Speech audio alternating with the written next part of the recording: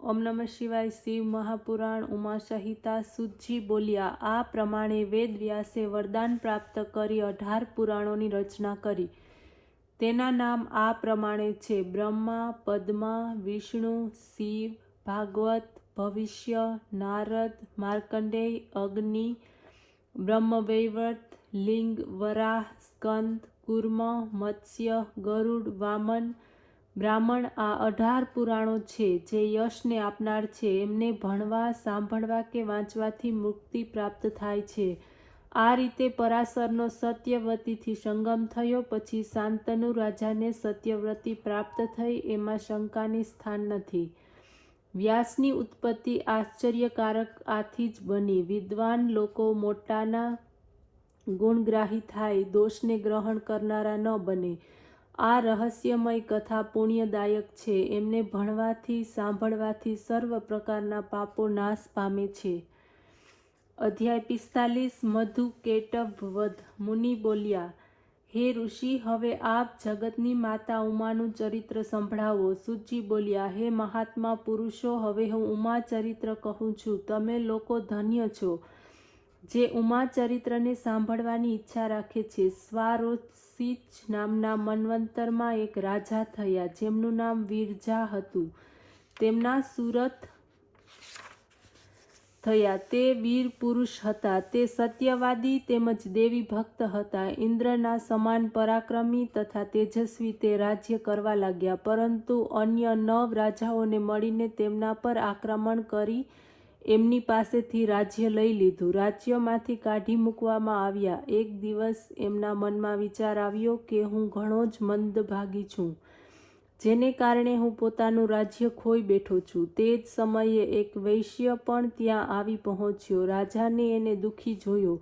દુઃખનું કારણ પૂછ્યું ને નામ વગેરે પૂછ્યું. વૈશ્યે રાજાને પ્રણામ કર્યા. પછી આંખોમાં આંસુ સાથે એ બોલ્યો, હે રાજા, હું એક ધનાઢ્ય કુળમાં જન્મ્યો છું. સમાધિ નામનો વૈશ્ય છું. મને મારા જ પુત્ર પૌત્રાદિકોને ધનના લોભમાં પડીને ઘરમાંથી કાઢી મૂક્યો છે. એ જ કારણથી વનમાં આવ્યો છું. હવે હું એ લોકોને મારા સમજતો જ નથી, તેથી તેમની કુશળતા પણ ઈચ્છતો નથી. રાજા બોલ્યા, પરંતુ તારો પ્રેમ તો કંઈ ને કંઈ પુત્ર પૌત્રાદિકમાં જોવામાં આવે છે. જો કે દુરાચારીઓએ જ તને ઘરમાંથી કાઢી મૂક્યો છે. તે વૈશ્ય બોલ્યો, હે રાજા, આપનું સમજવું સત્ય છે. આ પ્રમાણે રાજા અને વૈશ્ય પરસ્પર વાતચીત કરતા મેઘા ઋષિની પાસે પહોંચ્યા. એમને પ્રણામ કર્યા. પોતાનું વૃત્તાંત કહી સંભળાવ્યું. પ્રાર્થના કરતા કહ્યું કે આપ જ અમારો મોહને દૂર કરો. ઋષિ બોલ્યા, હે રાજન, સર્વના મનને આકર્ષિત કરીને મોહિત કરનારી તો સનાતન માયા શક્તિરૂપા દેવી છે, જે જગતની રચના, પાલન, સંહાર કર્યા કરે છે. રાજા આ સાંભળીને બોલ્યા, હે સ્વામી, વિશ્વને મોહિત કરનારી તે માયાદેવી કોણ છે? કૃપા કરીને એમનું વર્ણન કરો. ઋષિ બોલ્યા, હે રાજા, સાંભળો. જે સમયે પ્રલય થયો તો યોગીરાજ વિષ્ણુ શેષશૈયા પર યોગ નિંદ્રામાં સૂઈ ગયા. ત્યારે વિષ્ણુના કાનના મેલમાંથી 2 દૈત્યોની ઉત્પત્તિ થઈ, જે મધુ તથા કૈટભ આ નામોથી વિખ્યાત થયા. વિષ્ણુના નાભિકમળમાં બ્રહ્માને જોયા. બંને એમને મારવાને માટે તૈયાર થઈ ગયા અને બોલ્યા કે તું કોણ છે?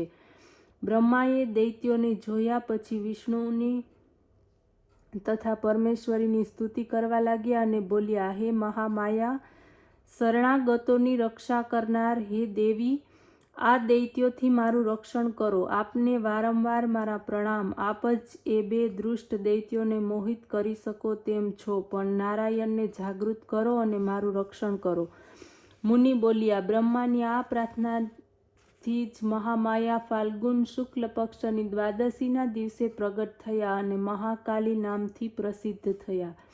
આકાશવાણી દ્વારા કહ્યું કે હે બ્રહ્મા, તમે ભય ન રાખો. હું બંનેનો વધ કરીને તમારું રક્ષણ કરીશ. આ પ્રમાણે કહીને વિષ્ણુના મુખ તથા નેત્રોમાંથી પ્રગટ થઈને બ્રહ્માજીની સાક્ષાત એ દેવીએ દર્શન આપ્યા. ભગવાન જનાર્દન પણ જાગ્યા.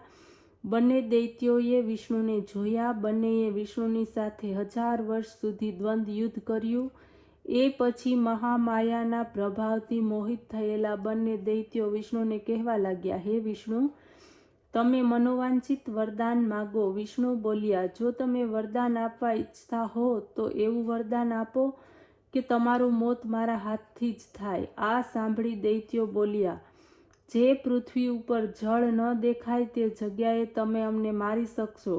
ઘણું જ સારું, એમ કહેતા ભગવાન ચમકતું સુદર્શન ચક્ર ઉઠાવ્યું અને પોતાની જંઘા ઉપર એમને સુવડાવી દીધા અને બંનેના મસ્તકને ઉતારી લીધા. ઓમ નમઃ શિવાય.